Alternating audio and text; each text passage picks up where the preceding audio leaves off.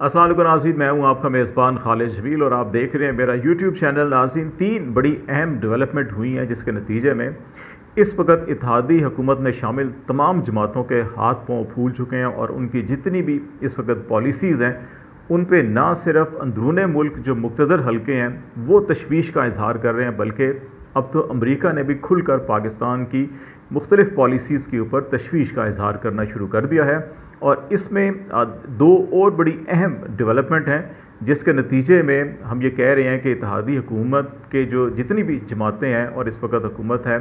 इनके हाथ पाँव फूल चुके हैं और ये अपनी सियासी, अखलाकी और कानूनी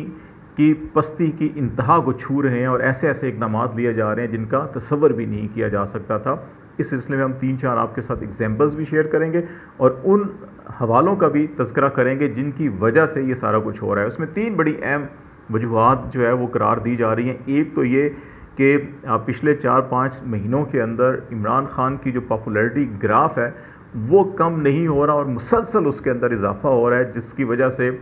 इस वक्त तमाम सियासी जमातें जो हैं कि पोलिटिकली उनका टोटली नॉकआउट हो चुका है और वो किसी तौर के ऊपर भी इलेक्शन में जाने के लिए तैयार नहीं है। अब लगता यह है कि उनको ज़बरदस्ती इलेक्शन की तरफ धकेला जाएगा। वो क्यों होगा? उसमें ये कहा जा रहा है जी कि इस्लामाबाद में 2 बड़ों की एक बड़ी अहम मुलाकात हुई है जिसके अंदर बहुत सारी गलतफहमियों को दूर किया गया है।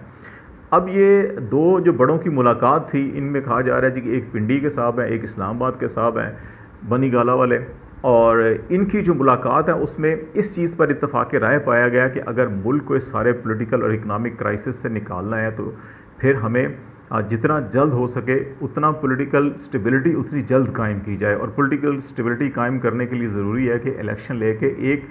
भरपूर मैंडेट जिस भी जमात को मिलता है, एक अच्छे तगड़े मैंडेट वाली हुकूमत कायम की जाए। अब ये मामला जो है किसी तौर के ऊपर इत्तेहादी जमात को सूट नहीं करता। पहली जो इमरान खान की पॉपुलैरिटी, दूसरी इन बड़ों की मुलाकात और इसके अंदर जो ब्रॉडर पैरामीटर जो हैं वो सेट हुए हैं, और तीसरा अमेरिका का पाकिस्तान की मुख्तलिफ पॉलिसीज़ के ऊपर तशवीश का इजहार और बरमला इजहार जो है उसने इत्तेहादी हुकूमत के पाँव उखाड़ दिए हैं और वो अब बेचैनी के आलम में इस किस्म के इक़दामात ले रहे हैं, जिसमें इस वक्त पाकिस्तान के अंदर तमाम तबका है फ़िक्र ने बिलखसूस जो पाकिस्तान टेलीविज़न के हेडक्वार्टर को इस्तेमाल किया गया। आज सुबह एक प्रेस कॉन्फ्रेंस की गई और जिसके अंदर जो क्लिप्स चलाए गए और उन क्लिप्स के ऊपर जो टाइटल लिखे गए वो बयान नहीं किए जा सकते इसके अंदर, क्योंकि वो ना सिर्फ साइबर क्राइम की ज़द में आते हैं बल्कि वो इखलाकी तौर के ऊपर, शरई तौर के ऊपर, कानूनी तौर के ऊपर भी कोई भी मुल्क, कोई भी माशरा उसकी इजाज़त नहीं देता। जो जावेद लतीफ़ साहब ने आज इस किस्म की प्रेस कॉन्फ्रेंस की है, यही वजह है कि उसको पाकिस्तान तहरीक इंसाफ लीगल फोरम्स के ऊपर भी चैलेंज करने जा रही है और यकीनी तौर के ऊपर इसके ऊपर लीगल फोरम भी एक्शन लेंगे। लेकिन जिस अंदाज़ में एक मजहबी लेबल लगा कर और पाकिस्तान की तारीख़ में बहुत सारी सियासी शख्सियात को कत्ल किया गया इसी अंदाज़ के अंदर, उस किस्म का माहौल जो क्रिएट करने की कोशिश की गई है बड़ी मनज़्ज़म तरीके से। और ये सिर्फ जावेद लतीफ़ की प्रेस कॉन्फ्रेंस नहीं करार दी जा सकती, क्योंकि ये पाकिस्तान टेलीविज़न के हेडक्वार्टर में हुई। इसके अंदर तमाम जो रिसोर्सेज हैं पाकिस्तान टेलीविज़न के इस्तेमाल हुए, इसमें जो वीडियो क्लिप्स तैयार की गई और उनको प्रेजेंटेशन जिस अंदाज़ में की गई वो सब की सब वहीं पर तैयार हुई पाकिस्तान टेलीविज़न के अंदर। तो इसलिए ये इंफॉर्मेशन मिनिस्ट्री, PTV, जावेद लतीफ़ साहब और हुकूमत की ज़िम्मेदारी बनती है कि इसके ऊपर जवाबदेही होनी चाहिए कि इस किस्म का खौफनाक प्रोपेगेंडा और बेबुनियाद प्रोपेगेंडा करना जो है ये किसी तौर के ऊपर भी किसी माशरे में ये काबिल कबूल नहीं होता। और इसमें पाकिस्तान की आला अदालतों ने भी मुतअद्दिद बार इसके ऊपर बड़े सख्त रिमार्क्स दिए हुए हैं और कमेंट्स दिए हुए हैं और ऑब्जर्वेशंस दी हुई हैं, तो यकीनन ये मामला उस तरफ ज़रूर जाएगा। दूसरा, इस हवास बाख्तगी के अंदर जो है कि हम ये भी देख रहे हैं कि इलेक्शन कमीशन ऑफ पाकिस्तान से फ़ैसले नहीं हो पा रहे। पहले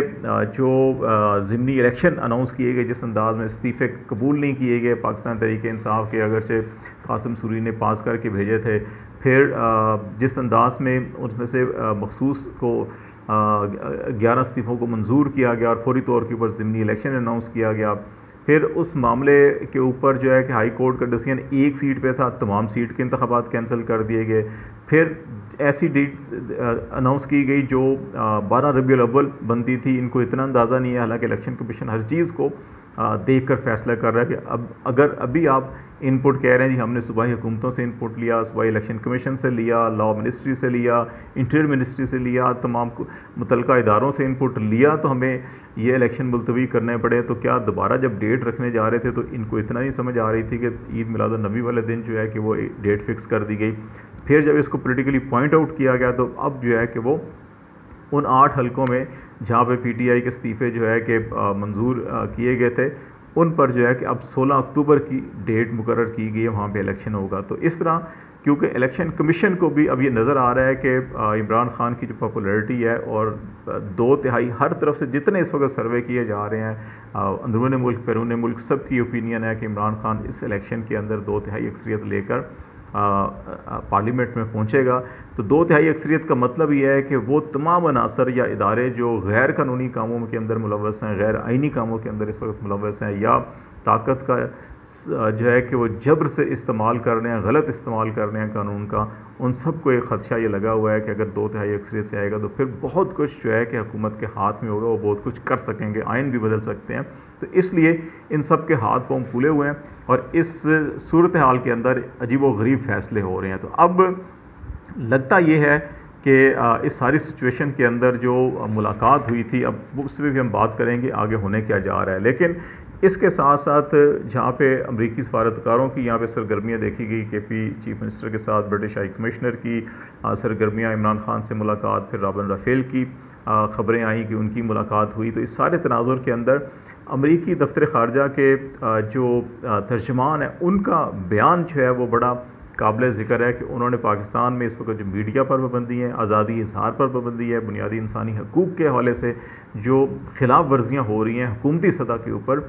उन पर तशवीश का इज़हार किया और गहरी तशवीश का इज़हार किया। उन्होंने कहा जी हमारी इसके ऊपर नज़र है और हम ये समझते हैं कि पाकिस्तान की हुकूमत को कानून और आइन के दायरे के अंदर रहते हुए जो है कि बुनियादी इंसानी हकूक़ का एहतराम करना चाहिए, मीडिया के ऊपर बंदिशें जो है वो ख़त्म होनी चाहिए। और ये उस तनाज़ुर में बात की गई जब वहाँ पे पाकिस्तान के एक जर्नलिस्ट ने उनसे क्वेश्चन किया, जो उनकी रेगुलर ब्रीफिंग्स होती हैं उसके अंदर, कि पाकिस्तान की सिचुएशन है इसके ऊपर आपके क्या कमेंट्स हैं। तो उन्होंने इस पर जो है कि ये बड़ी गहरी तशवीश का इज़हार किया। तवक्को ये की जा रही थी कि ये अगर रजीम चेंज कॉन्स्परेंसी में अमेरिका के डोनाल्ड लू के ख़त के तनाजुर में, तो वो तो उसको बैक करेंगे। और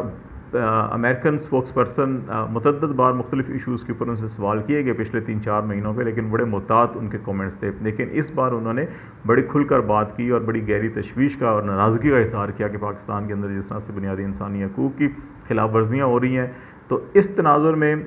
ये भी हमें ज़हन में रखना चाहिए कि पहले यूनाइटेड नेशन के सेक्रेटरी जनरल ने इमरान खान के ऊपर दहशत गर्दी के मुकदमे पर तशवीश का इजहार किया था और वही मुतालबा किया था जो अब अमरीकी दफ्तर ख़ारजा के तर्जमान कर रहे हैं। तो ऐसी सूरत हाल में अब इत्तेहादी हुकूमत को भी पता चल गया है कि उनके दिन जो है वो गिने जा चुके हैं। अब वो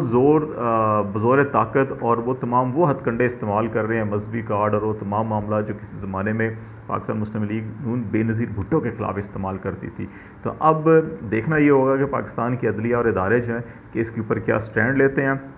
दूसरा मामला जो आगे अब इस मामले को कि शहबाज शरीफ साहब, जरदारी साहब, फजल रहमान साहब तो किसी तौर के ऊपर नहीं चाहते कि इलेक्शन फौरी तौर के ऊपर 2-3 महीनों के अंदर हों। अब जो हालात हैं उनके ख्याल है कि जितना लंबा कर सकते हैं करें इसको। अब होना क्या है या हो सकता है, मुमकिन इम्कानात क्या हैं। मुमकिन इम्कानात में यह है कि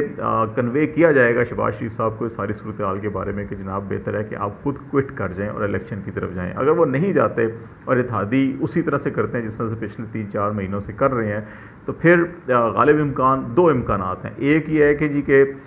इसी हुकूमत में से MQM या कोई इत्तेहादी हैं वो इनसे अलग हो सकते हैं, इनके पास अक्सरियत नहीं होगी। PTI के इस्तीफ़े अभी तक मंजूर नहीं हुए, वो वापस आके इनको कहेंगे जी एतमाद का वोट लें, एतमाद का वोट नहीं लेंगे। नई हुकूमत इमरान खान भी शायद ना बनाए, उस वक्त एक ऐसा क्योस पैदा होगा कि सदर मुमलकत जो है कि वो कहें जनाब इलेक्शन करवा दें, या नई दोबारा सफ़बंदी हो और इमरान खान साहब हुकूमत में आए और फिर वो ये कह दें कि इलेक्शन करवा दें। यह भी मुख्तलिफ चीज़ें जो हैं वो ज़ेर बहस हैं। इसीलिए PTI ने जो हाई कोर्ट में